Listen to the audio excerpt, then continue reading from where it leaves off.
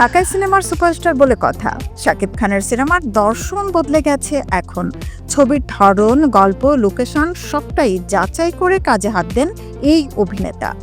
বরবাদ তেমনই এক দুর্দান্ত সিনেমা হতে যাচ্ছে। বরবাদের ফার্স্ট লুক প্রকাশ্যে এসেছে। ছবিটির পেছনের গল্প নিয়ে কথা বলেছেন শাকিব খান। বুধবার 18 ডিসেম্বর রাজধানীর এক হোটেলে আয়োজিত অনুষ্ঠানে বরবাদের ফার্স্ট লুক প্রকাশ করা হয়।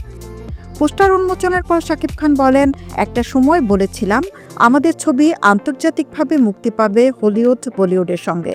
এখন আমাদের সিনেমা বিশ্বের 7টি মহাদেশে প্রদর্শিত হয়।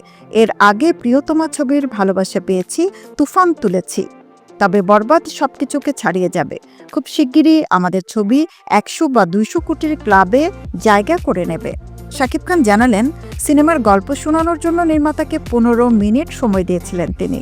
গল্পটা শুনে তার ভীষণ পছন্দ হয়, যে কারণে এই সিনেমায় কাজ করার সিদ্ধান্ত নেন। নির্মাতাকে নিয়ে ঢালিউড সুপারস্টার বলেন, আমি মেহেদীকে চুজ করিনি, সেই আমাকে নিয়েছে। প্রথম দিন মেহেদী আমাকে বলে ছবির গল্প শোনাবে। আমি বলি তোমার হাতে সময় মাত্র 15 মিনিট, শুধু লাইন আপটা বললেই হবে। আমি কোনো একটা কাজে যাচ্ছিলাম, শোনার পর আমার যেখানে যাওয়ার কথা ছিল সেখানে ফোন করে বললাম আমি আসছি, অপেক্ষা করুন। এরপর গল্পটাও শুনলাম।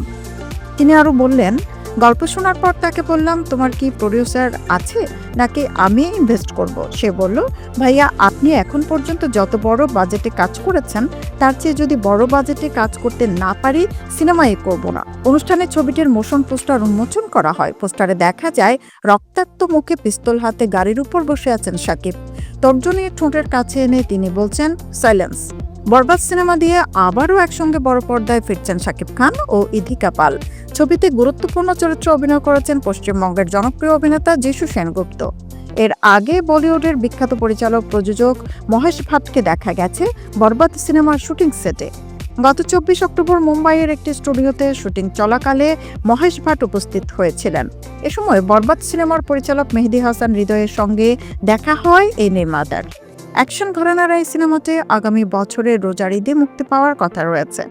সিনেমাটির বেশিরভাগ অংশের শুটিং হওয়ার কথা ভারতে।